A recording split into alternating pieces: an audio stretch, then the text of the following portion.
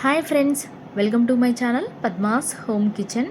ఈరోజు వీడియోలో ఈవినింగ్ టైంలో సింపుల్గా చేసుకునే ఒక స్నాక్ రెసిపీని మీతో షేర్ చేసుకోబోతున్నాను. స్వీట్ కార్న్తో రుచిగా వడలు ఎలా తయారు చేసుకోవాలో ఈ వీడియోలో క్లియర్గా చూసేద్దాం.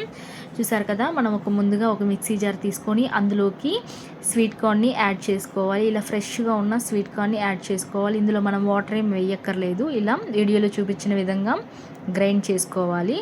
ఇప్పుడు ఇంకొంచెం స్వీట్ కార్న్స్ తీసుకొని వీటిని లైట్గా మనం గ్రైండ్ చేసుకోవాలి. ఇలా పలుకుగా గ్రైండ్ చేసుకోవాలి. ఇలా చేసుకోవడం వల్ల మనకి స్వీట్ కార్న్ వడలు అనేది చాలా టేస్టీగా ఉంటాయి.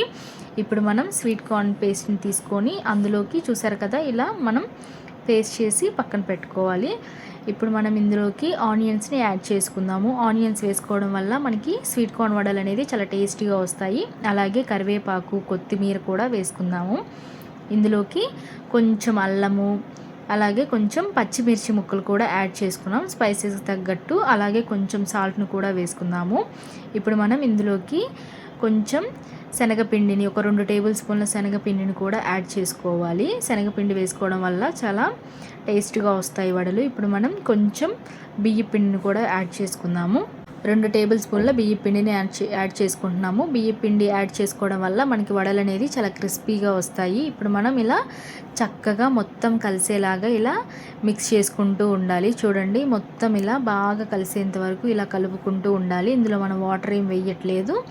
సో మనకి ఆ మొక్కజొన్నలో ఉన్న వాటర్ కంటెంట్తోనే ఇలా చక్కగా మిక్స్ చేసుకోవాలి. ఇప్పుడు మనం ప్యాన్ పెట్టుకొని స్టవ్ వెలిగించి ప్యాన్ పెట్టుకున్న తర్వాత ఆయిల్ అనేది కొంచెం హీట్ అయిన తర్వాత మనం ఇప్పుడు అందులోకి ఈ స్వీట్ కార్న్ వడల్ని ఇలా వీడియోలో చూపించిన విధంగా చక్కగా ఇలా ప్రెస్ చేసుకుంటూ ఆయిల్లోకి వేసుకోవాలి.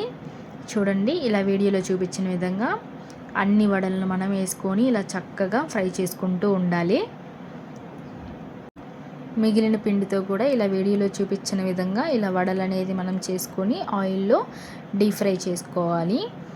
చూడండి, ఇలా సిమ్లో పెట్టుకొని చక్కగా ఈ స్వీట్ కార్న్ వడలు అనేది ఫ్రై అయ్యేంత వరకు మనం మీడియం ఫ్లేమ్లోనే ఉంచుకొని చక్కగా ఫ్రై చేసుకోవాలి.